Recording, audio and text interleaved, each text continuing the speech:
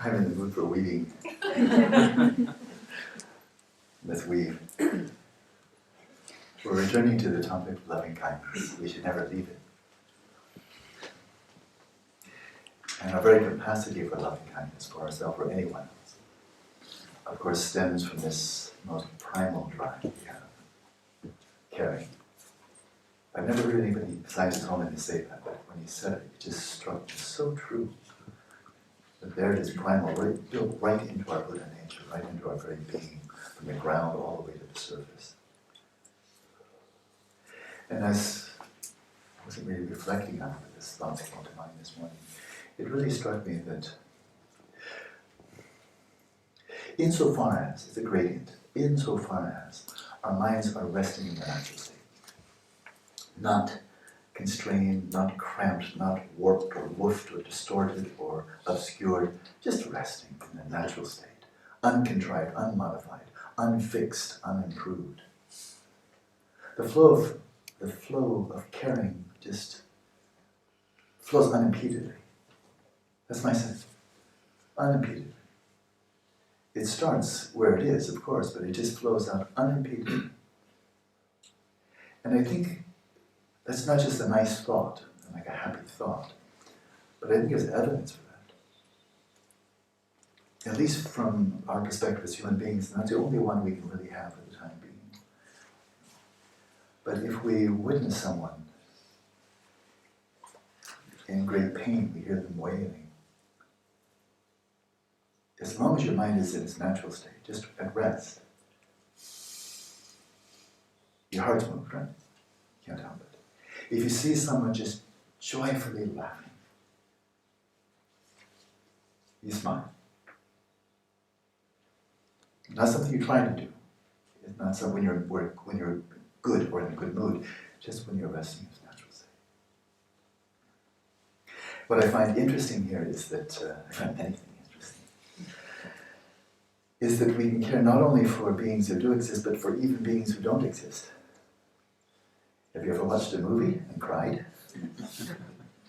Have you ever watched a movie and just felt sheer delight and joy in someone's success who doesn't exist at all? The character in the story.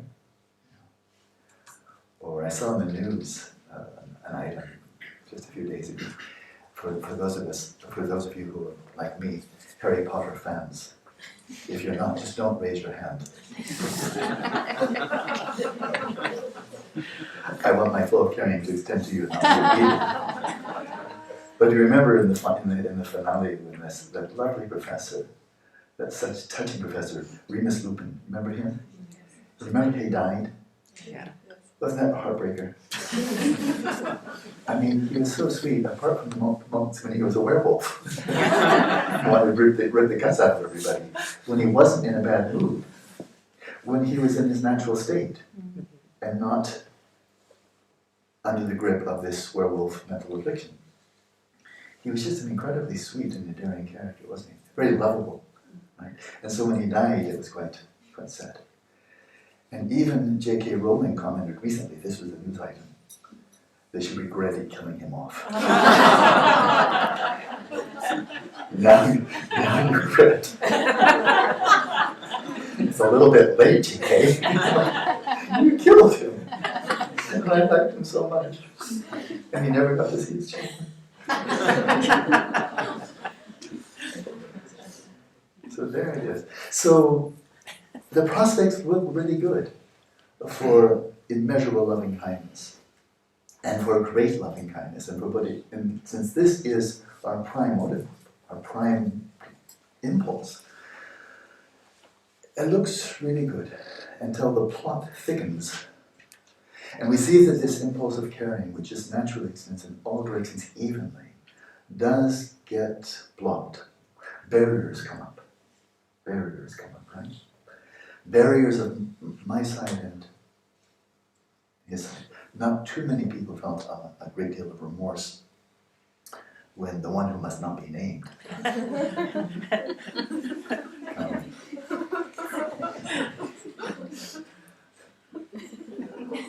although there was that scene it wasn't Victoria Cross in the railway station, where you look at that pathetic little humanoid creature, you kind of feel, oh, maybe we can even care for him. Right? Not deviating too much from the central theme here. What impedes, what creates the barriers to the impulse that would otherwise flow unimpededly, make us natural bodhisattvas, effortless bodhisattvas? Right? What are the barriers that come up?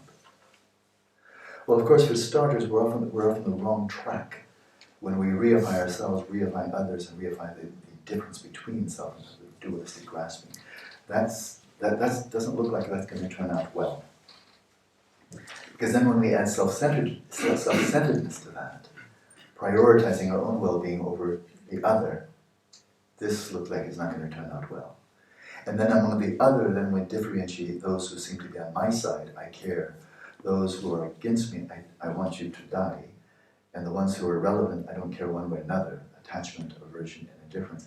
That's not going to turn out well. But we make this specific, because I don't want to just deal in abstracts.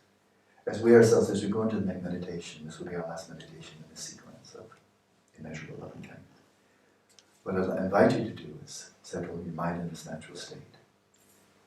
And then see who comes knocking on the door, but you might actually put an invitation on the door. Enemies welcome. Enemies as in those for whom your heart's not really that open.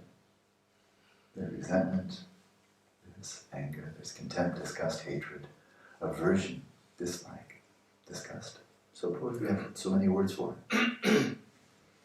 Where if we try to develop loving kindness for that person, it's contrived. It's not very sincere, not very deep. And as soon as we stop trying, it vanishes.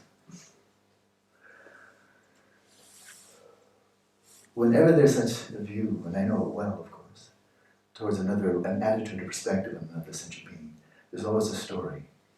I think in my case, there's a story. There's something behind it. There's something that led to it. It didn't come out of the blue.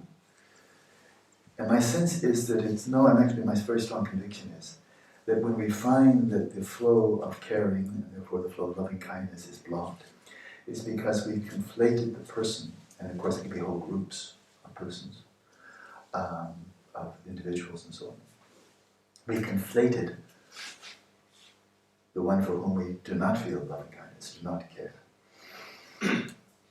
with something that they are not, which means it's delusional. We've equated, let's say a person, to make it singular, we've equated a person with something disagreeable. Their behavior, their attitudes, how they've treated us, how they've treated other people that we care about. We may have equated them with their appearance, what they say, attitudes they've expressed. And we just find that we can't love those attitudes, the behavior, the appearance, the words, and so forth, and feel we somehow should. And the answer is we shouldn't. We don't need to. There's no need to develop loving kindness for behavior. Behavior is not sentient being. There's no need to develop loving kindness for anyone who's not a sentient being. Behavior is not a sentient being. Physical appearance is not sentient being. Speech, not sentient being. Attitude, not sentient being. Bigotry, hatred, crudeness, self-centeredness, all the things that we deplore, none of them are sentient beings. So why should we even bother to even think about cultivating loving kindness for such? Bodies are not sentient beings. Institutions are not sentient beings. Parties, political parties, and so forth, are not sentient beings. Right? And so we shouldn't try to do what we don't need to do anyway, and which probably isn't possible, and would be misguided if we succeeded. But rather just love sentient beings. And then, and this is wisdom from Paul Ekman, who's not a religious man, but a very fine man and an extremely astute scientist. He's speaking straight, that's just a straight affective psychology, and one of the world's best. He said, one of our fundamental errors is to conflate behavior with people, and then have emotions towards the person triggered by the behavior, conflating the two. Basically what we're doing is, we're designating a person on the basis of behavior. This person is a bigot. This person is evil. This person is greedy. This person, and so forth and so on. Okay? If you want, that's what you want to do, you can. There are greedy people, there are evil people, malevolent people. It's true. If that's what you want to do. Right? But to actually equate, to equate to and then reify, that's where problems will be. That's where the lead walls come down and impede the flow of caring. But again, in our own, keep it coming back personally. The caring is for sentient beings. And for the time being, we can speak of human beings, but certainly don't want to be constrained there. But as we look at our own personal history, and people who may have treated us badly in the past, and very hard to let go because of what has been done in the past. It's very easy then, and I'm going to invite in some guest speakers this morning. It's very easy when we view a person with whom we have some history, and we have certainly history with a lot of people, it's very easy to have the sense that our view, our appraisal, our take on that person is the one and only right take, that it's objectively true. Especially if we can find somebody else who agrees with us. We look for that, don't we? When we make an evaluation of a person, something negative, we say, don't you agree, Claudio? Okay. Yeah. No, that's true. Let's make it third person. Lynn, don't you agree? Okay, third person, we're done. Third person perspective, It's a scientific conclusion. I got three people on my side. I don't care how many. There we are, that's what we do. And William James comments here, and I'm quoting him again. Everyone, he says, quote, is prone to claim that his conclusions are the only logical ones, and that they are necessities of universal reason, as I see everybody sees, as I evaluate everybody sees. That they are necessities of universal reason, they being all the while at bottom accidents more or less of personal vision, which had far better be avowed as such. Not bad. Not bad. So as we attend to others, we bring to the mind, as we'll do shortly, but we'll definitely go on a bit longer this morning. As we settle the mind, just see who comes knocking at the door. People may come to mind that we know a fair amount of by way of media. We're inundated with media, so we have a lot of information there, right? And then, of course, we may recall people with our personal histories, our engagement with them from the past. And we see where the barriers come up. But a very simple point, it's crucial though, is that whoever comes to mind, really struck me this morning more deeply perhaps than before, whoever comes to mind, the worst villains of history, the most sublime people of history or of the present, personal people that we know in person over the years, whoever comes to mind, of course the appearances coming to mind are arising in the space of our own minds.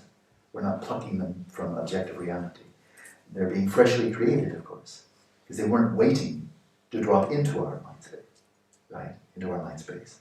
They're actually emerging from our mind space. Whoever we're thinking at any time, Jesus, Buddha, Genghis Khan, whoever it may be, the appearances come up. And all of those appearances are emerging from the space of our own mind, and they're all painted. They're all painted by our own minds. They're all painted. We have no hues, no colors that we can draw from outside of our own minds. We can never jump outside and say, oh, I'll paint a picture of you using your colors. No can do. I can paint a picture of me painting my colors. That's easy. Do it all the time. But whenever I paint a picture of you, I'm always painting you with my colors. What makes sense to me. And so if you have virtues that I cannot even conceive of, and some of the individuals, well, all of the individuals behind me are like that, represented on the altar, they all have virtues beyond my conception. And so when I think of them, I got them down to size. My little, paint by the dot. What do you call it? Paint by numbers. Number, paint by numbers. My little numbers. My little crude caricatures of Fisona, I cut them down. I don't want to. I like to see them as they are. It's just not up to it. So I see them as I am. But what this means, well, let's just go there for a moment. There's the darkness and Baba, the Lama, the Buddha himself, who come to my mind, have no existence outside of my mind. They don't exist in Mary Kay's mind, or Lim's mind, or Andre's mind. You don't have to borrow and make your own. But they're not simply, Tara, Lokeshvara, Manjushri, and so forth, of course. They're my take. Which means these sublime beings, as they come to my mind, have no existence whatsoever outside of my mind. They don't exist in Claudio's mind, they don't exist in some objective reality or in the mind streams of these sublime beings. They're only mine. Right? But then when I think of people with whom I've had discord, conflict, maybe I feel have treated me poorly over the years. Whoever that comes to mind, I painted them with my mind as well.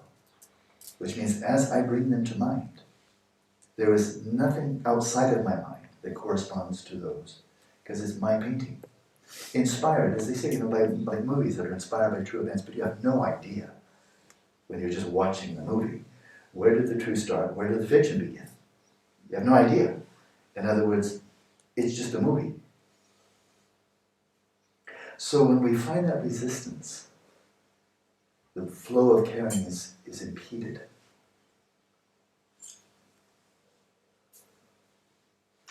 Is impeded because we're reifying the people who come to mind, who in fact don't have any existence outside of our minds. And that blocks.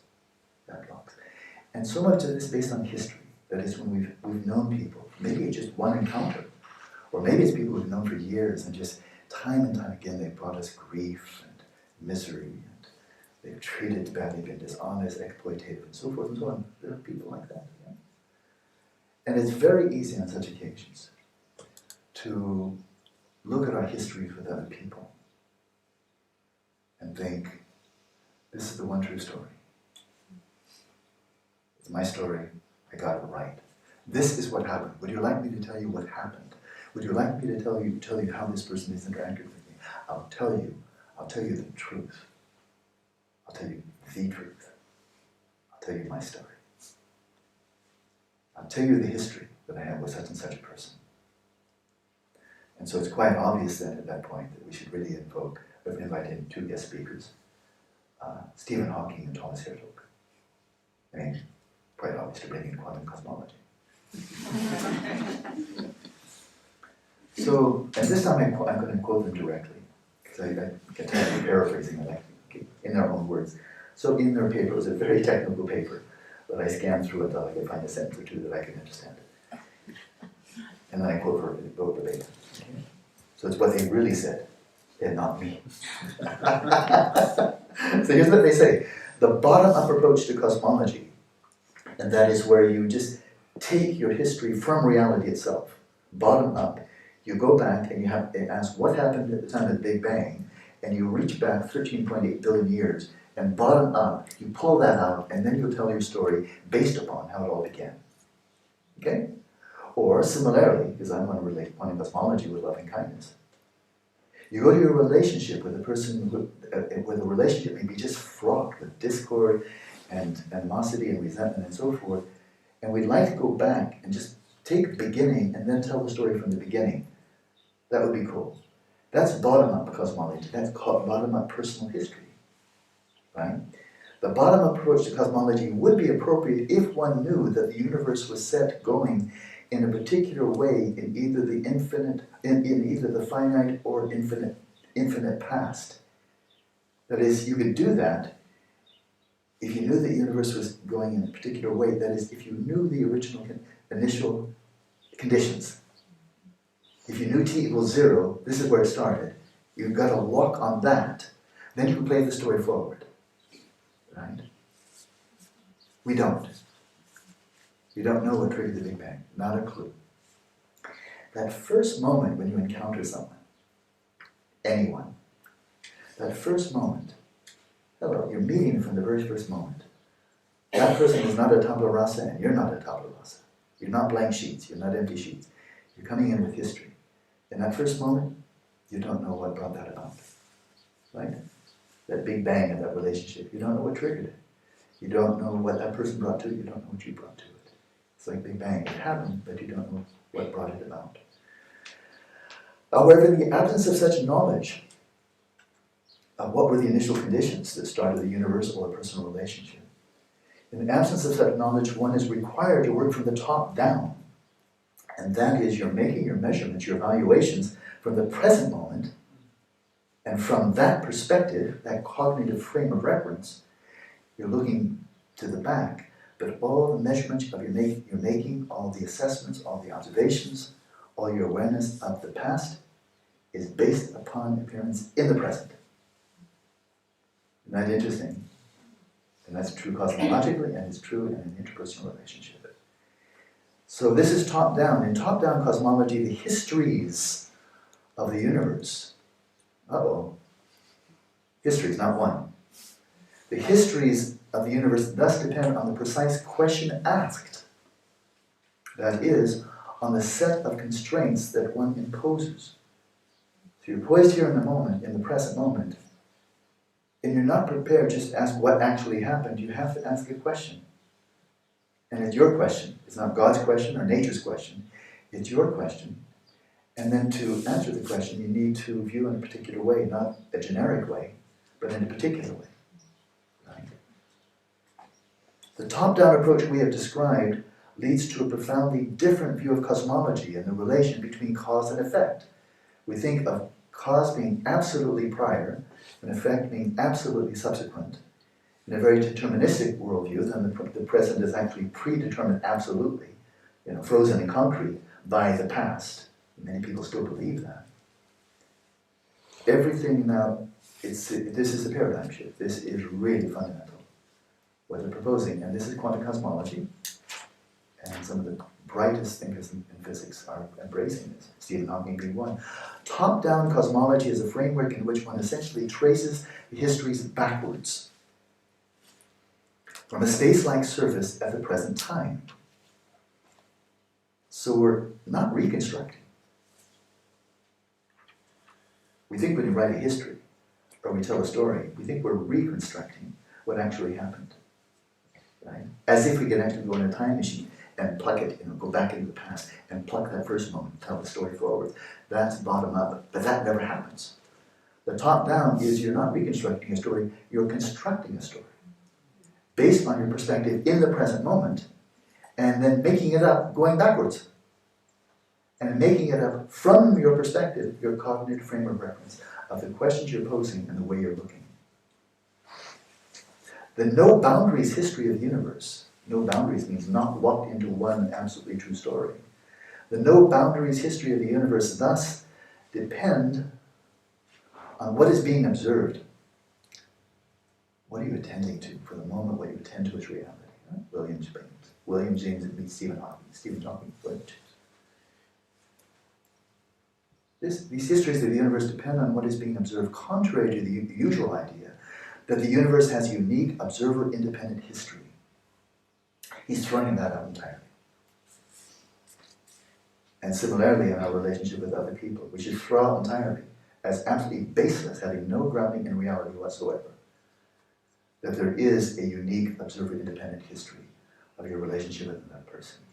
That person doesn't have it, you don't have it, nobody else has it. What you can be sure of is your different histories are different. That person's perspective on history is definitely, absolutely different and has no existence outside of that person's mind.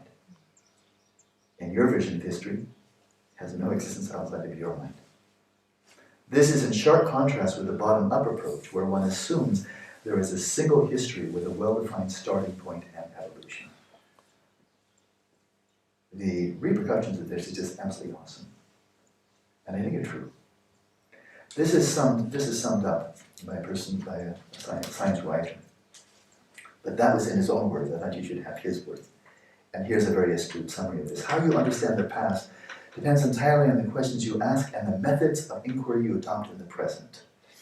Every possible version of the past exists simultaneously in a state of quantum superposition.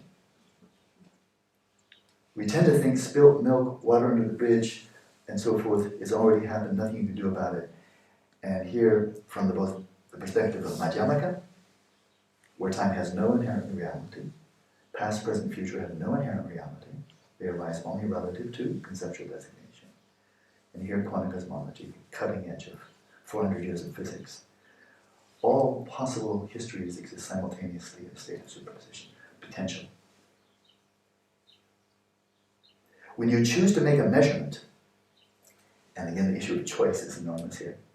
When you choose to make a measurement, you select from this range of possibilities a subset of histories that share the specific features measured.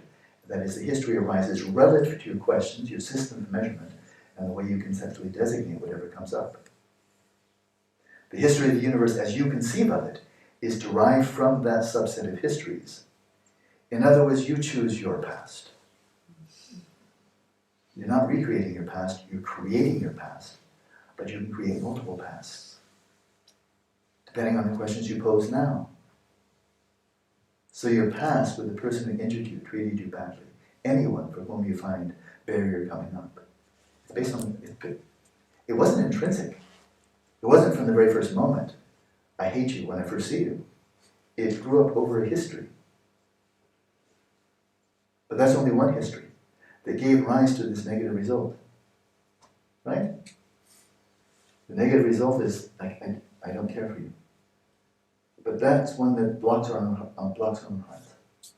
So that wasn't a good story. Rewrite the story. There was no beginning anyway that you could trace forward.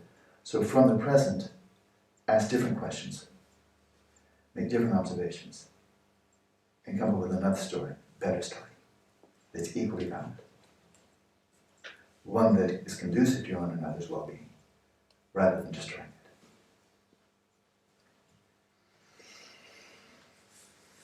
So it suggests that what is happening in the present is your choice, as you like it, but even the past itself doesn't really exist, does not have one absolute history to it. The past itself is as you like it, you choose. Which then, of course, is an obvious thing to go from Stephen Hawking to William Shakespeare. To his play, As You Like It. All the world's a stage. And all the men and women are merely players.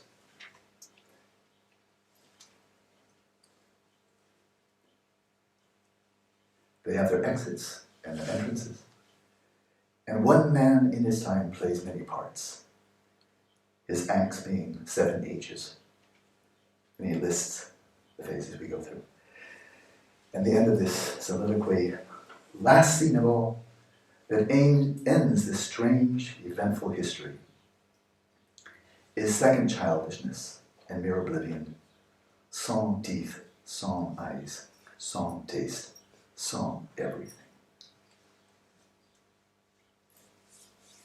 The movie's over. The show's over. That illusory display is over. So that, of course, we must go from Shantideva, from Shakespeare to Shantideva. It's a natural segue. Guided the Bodhisattva way of life. Direct quote. My enemies will not remain, nor will my friends remain, I shall not remain. Nothing will remain. Whatever is experienced will fade to a memory, like experiences in dreams. Whatever is experienced is reduced to a memory, and all that is past is seen no more.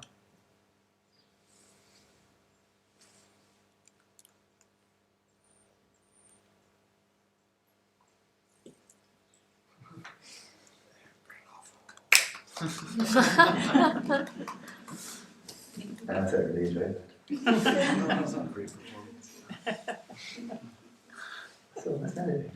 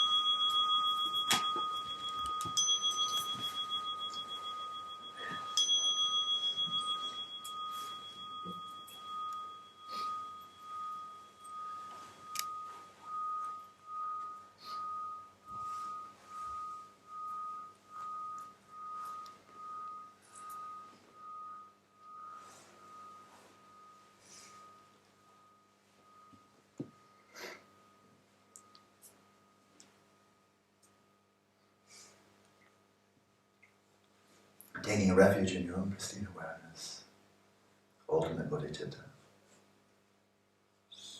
And from this, spontaneously allowing relative bodhicitta to emerge as your motivation. Settle your body, speech, and mind in the natural state.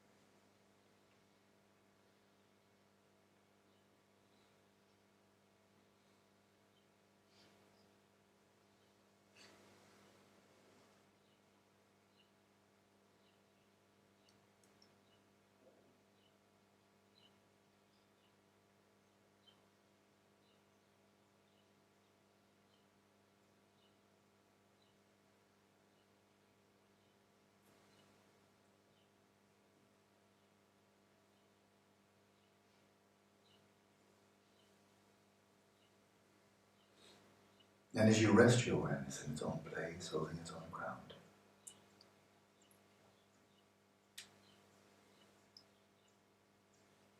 be aware of what is already present, a ceaseless flow of caring.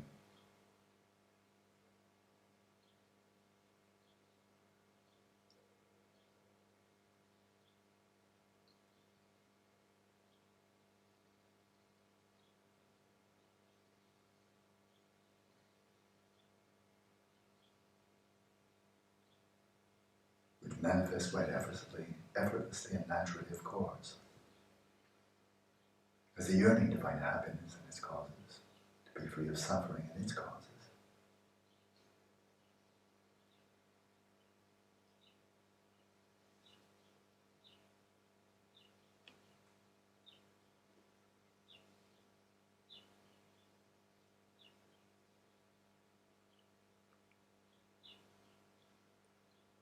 And this yearning is for the sake of someone who does exist, yourself.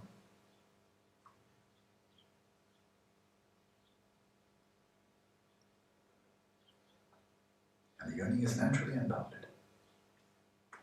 No this side and that side, no friend and foe.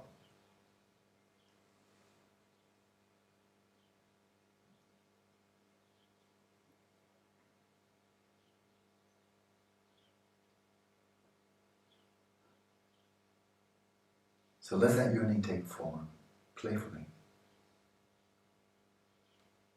drawing on the creative potential of your own mind.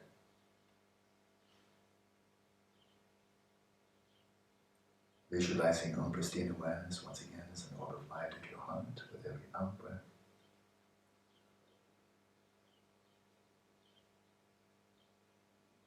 Let this yearning might take words, become articulate.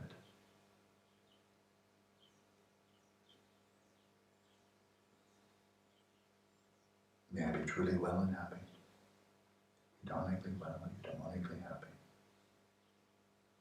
May I find the fulfillment that I seek.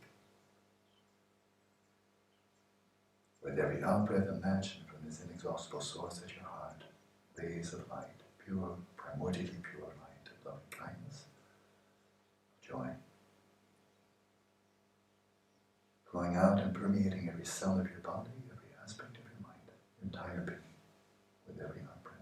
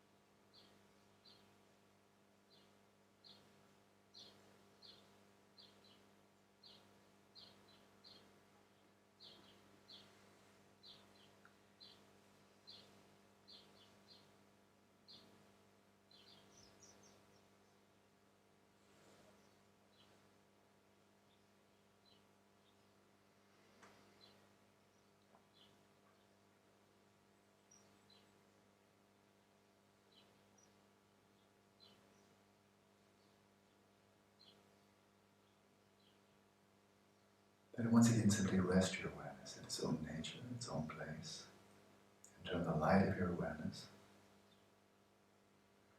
to the space of the mind, to whatever appearances arise within that domain or upon that stage. And observe the players who make their entrance and their exits, the players in the story of your life.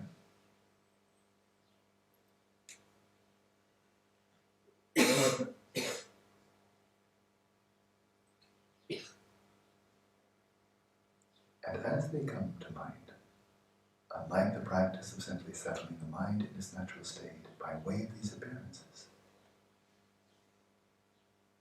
attend to the sentient beings, because they too have their perspective. They too are in the center of their mandala.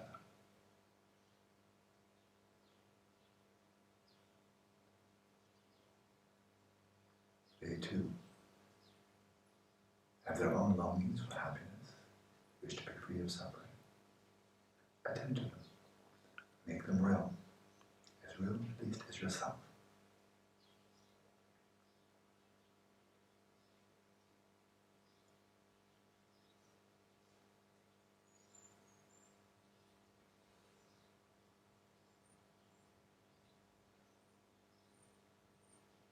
You may invite into the space of your mind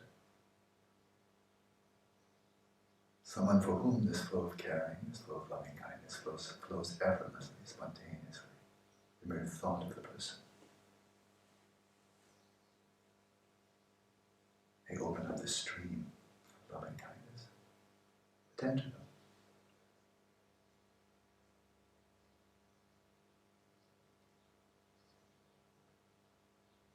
So similar to yourself, so equally worthy of love.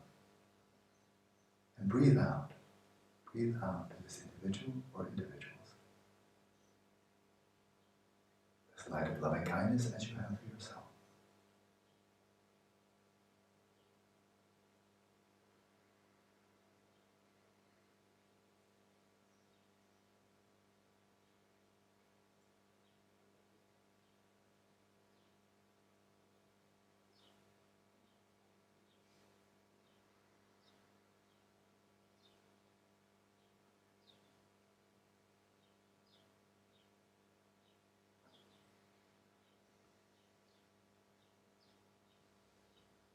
And imagine this person finding the happiness and well-being that he or she seeks.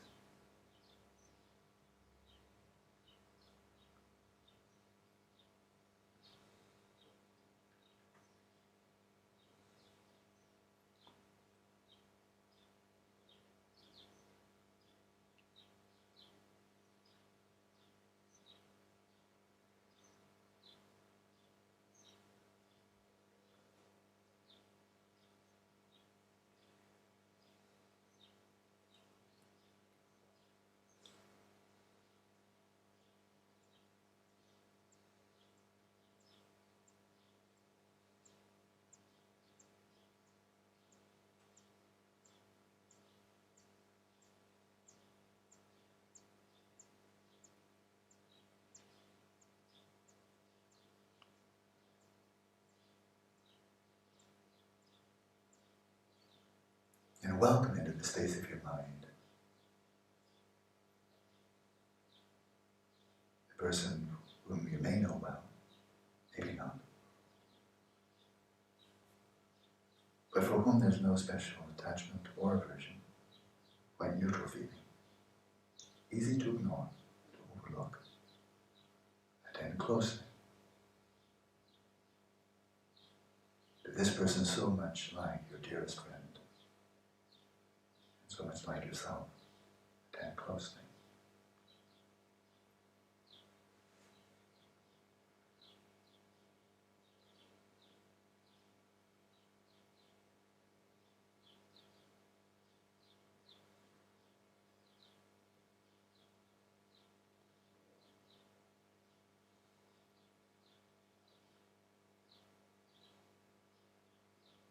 And breathe out the light of loving kindness as before.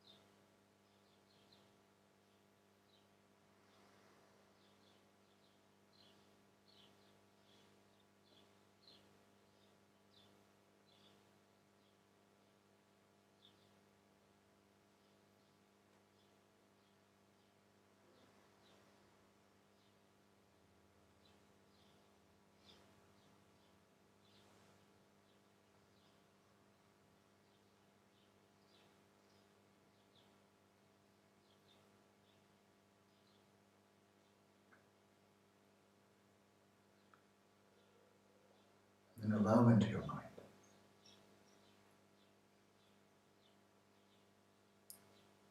a person with whom you've had conflict, discord,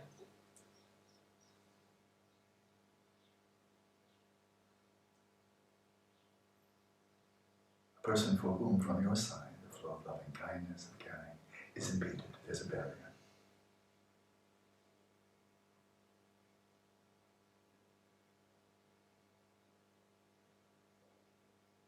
Distinguishing clearly, decisively, between the person and the person's behavior, attitudes, appearance, and so on.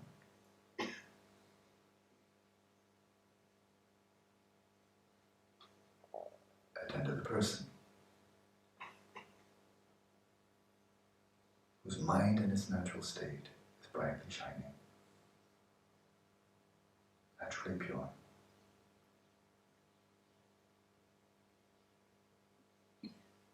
Of the nature of loving kindness, and moved by caring, just like your own, in the same way, just like your own. Attend deeply with the eyes of wisdom.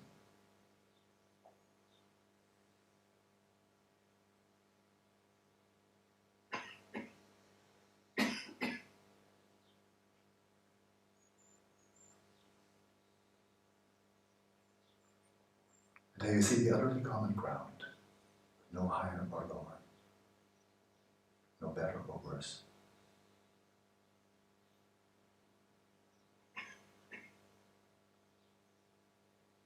Without making of anything, without contriving or pretending.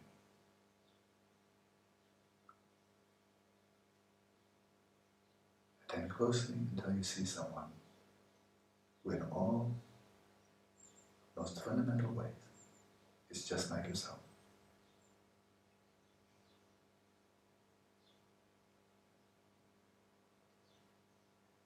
And when you can see that, when you can look into this person's eyes and say, I see you, then breathe out as you've done before. Breathe out the light and the life and the breath of loving kindness.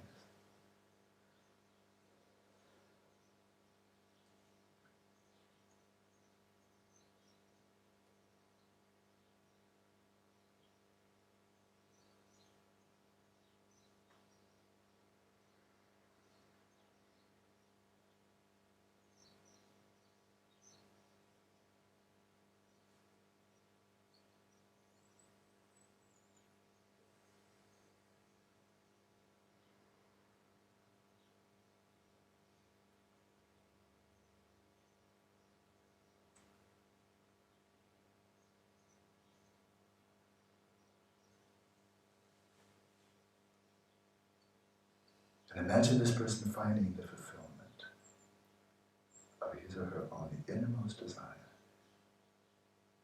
stemming from this pure pool of light, this brightly shining mind.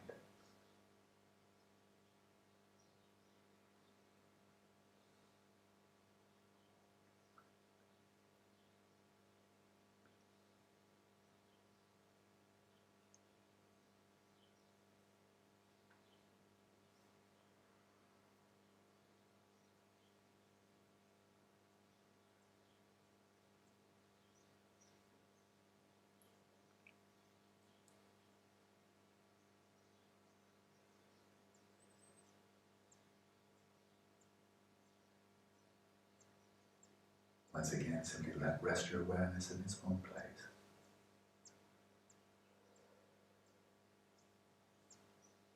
Utterly at ease with no object.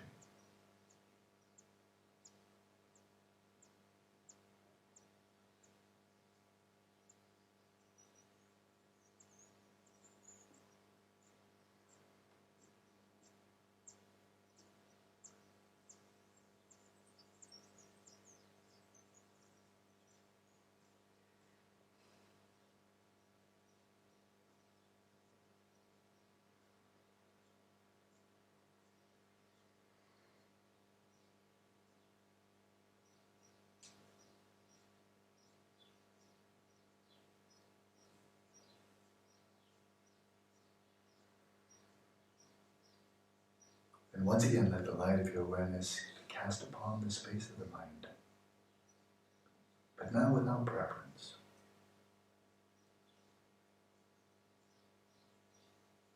Simply see who comes to mind spontaneously.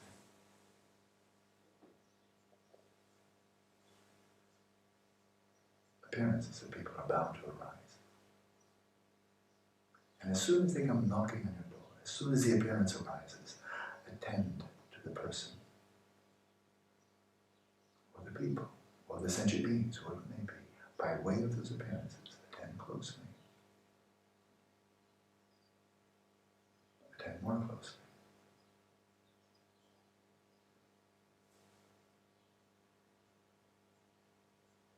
And breathe out the light of loving kindness as before.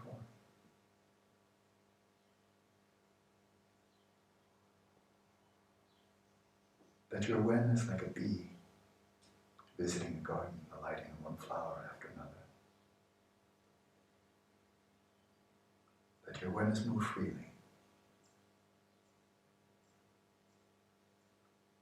from one person to the next, wherever comes to mind,